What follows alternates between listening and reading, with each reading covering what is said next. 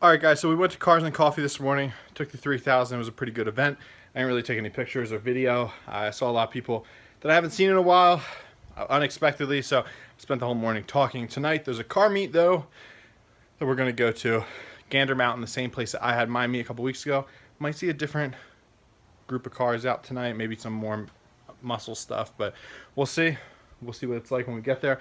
Steph and I just went for a couple mile ride with the bikes, so I'm dying. I'm not used to this heat already. I'm burnt, everything.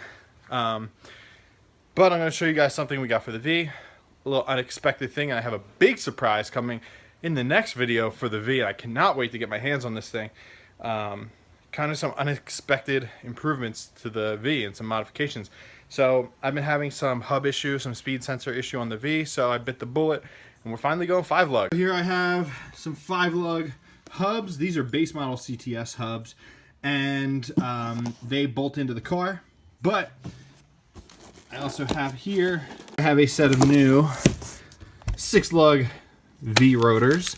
So what I have to ultimately do is re-drill these guys to a 5-lug bolt pattern, which shouldn't be too hard because I have this 350Z drilled and slotted rotor that I've had laying around. Don't ask me why, but I'm going to use this to ultimately mark out holes on this, and we'll be able to throw all this on the car. I'm going to use the XXRs that I currently have on the front of the 3000 for drifting in the meantime until I can get myself a set of new wheels for the V. And then we're going to do the rears a little bit down the line, but for right now I want to get the fronts done because I needed a new wheel speed sensor on these guys.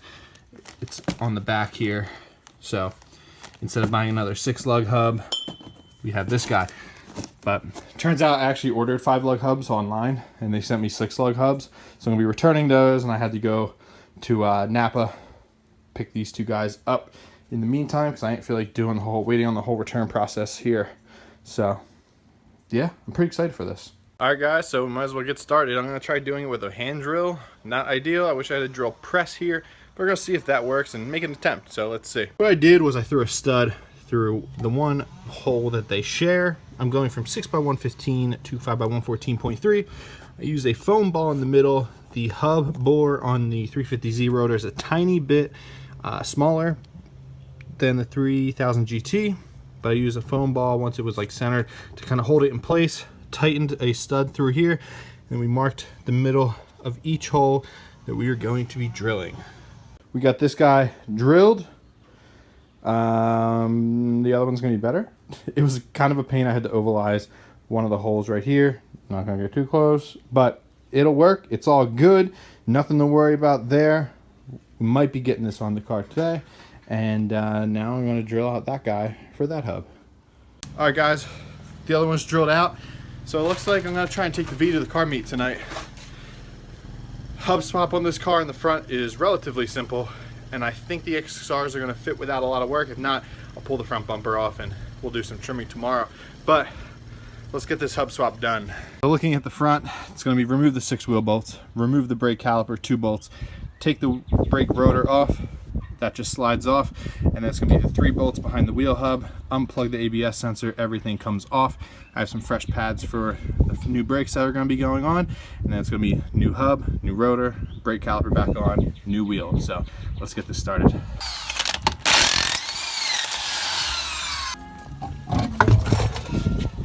I'm going to spray those collars a little bit more with some NEC or some penetrating oil. I like to use Aerocroil. This stuff is the best stuff I've used. Highly recommend it. So I'm just gonna spray this in here. We're gonna get a wire brush in here, get these cleaned up, and maybe do some adjustments once the XXRs are on. But I'm just gonna basically soak it down. All right, so we got the rotor off, or caliper off. Rotor is loose. We took the 3 bolts out from behind the hub. These bolts right here. Now I'm going to use the rotor as a slide hammer to basically pull the hub out of the front knuckle. It'll come out of the knuckle and slide out like so. Now I'm going to get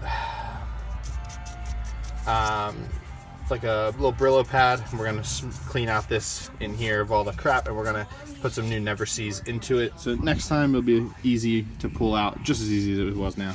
Just clean this all out.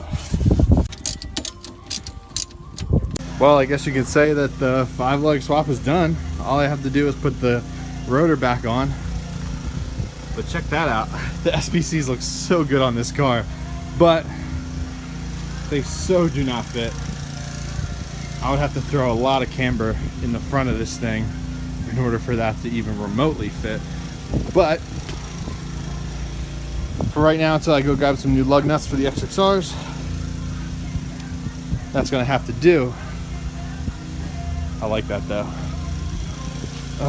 Do I get crazy and just throw a bunch of camber in the front and make this work right now? That's the issue. That's the issue that I'm presented with here. I have new inners and outer tie rods to do on this. I don't know. Let me see how hard it is to get the inner tie rod off, and then we might be doing some adjustments here. We're doing the tie rod. Sorry for the background noise. My mom's cleaning the front walkway.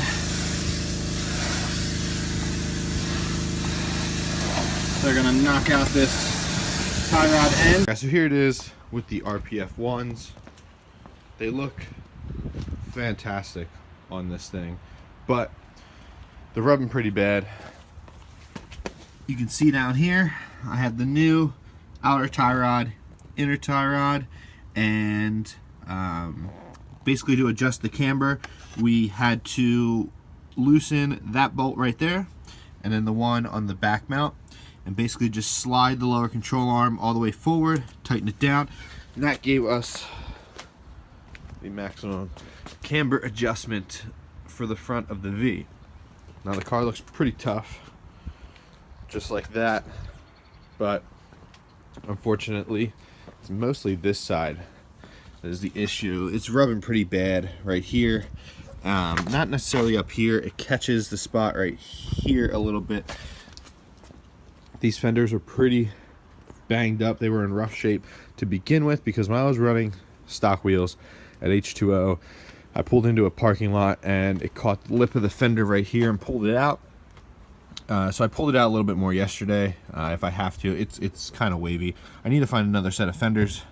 Probably hit up the junkyard, grab some off of a regular CTS, but it's a little wavy right here. But what are you gonna do? So now I have a proper lug key for the spline drive ones that hold the XXRs on, because the SR48 Muteki lug nuts do not fit in the SSR or XXRs. Wow, I wish they were SSRs. So those are gonna go back on the 3000. The XXRs are gonna get moved over to here, and what I'm gonna end up doing is before the drift event next weekend, I'm gonna swap RPF ones back onto here, XXRs back onto the 3000, go drift, and then swap it back again, because I was running into the issue where these were rubbing a little bit with the angle mods, and I need that extra clearance.